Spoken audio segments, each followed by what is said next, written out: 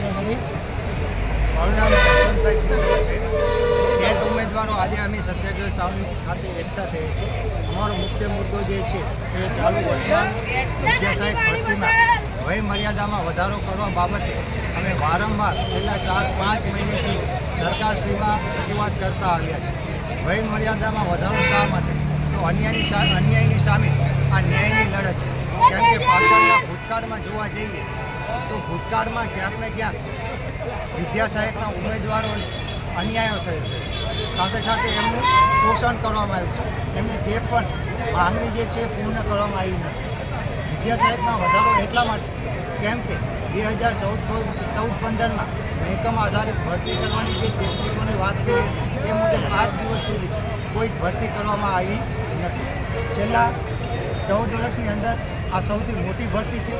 તો જેટલા પણ વિદ્યાસહાયક ઉમેદવારો જે છે તે ઉમેદવારો કે જેઓ થોડા અંતરથી વય મર્યાદા વધી ચૂકે છે એવાને એક તકના ભાગું છે વિદ્યાસહાયકનો વય મર્યાદા સરકાર શ્રી અમારી રજૂઆત છે।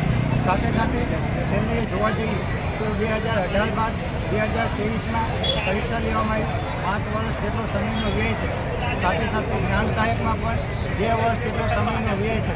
આ બધું નુકસાન જે છે એ સહન કરવાનો વારો છે એ ટેટ ઉમેદવારોએ કરવું પડે છે। એટલે આવા જે લોકો જે છે એ બેરોજગાર પામશે, એમને બેરોજગારીના ભાગના રૂપે રોજગારી મળી રહે એવા હેતુથી સરકારે એક ચોક્કસ નિર્ણય લેવો જોઈએ અને વય મર્યાદામાં વધારો કરવો જોઈએ।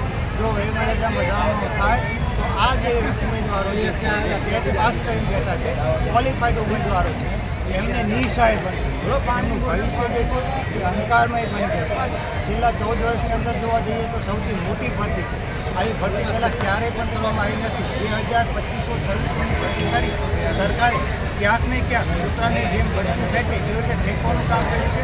માટે તમામ ઉમેદવારો આજે અમે સત્યાગ્રહ સાવની ખાતે એકઠા થઈ વિદ્યાસહાયક ચાલુ ભરતીમાં વય મર્યાદામાં વધારો કરી બીએસડી પોર્ટલ જે છે ઓપન કરી અમને ઉમેદવારી કરવાની એક તક આપે એવી અમારી સ્પષ્ટ માંગણી છે। વિદ્યાસહાયક ભરતીમાં વધારો કરો।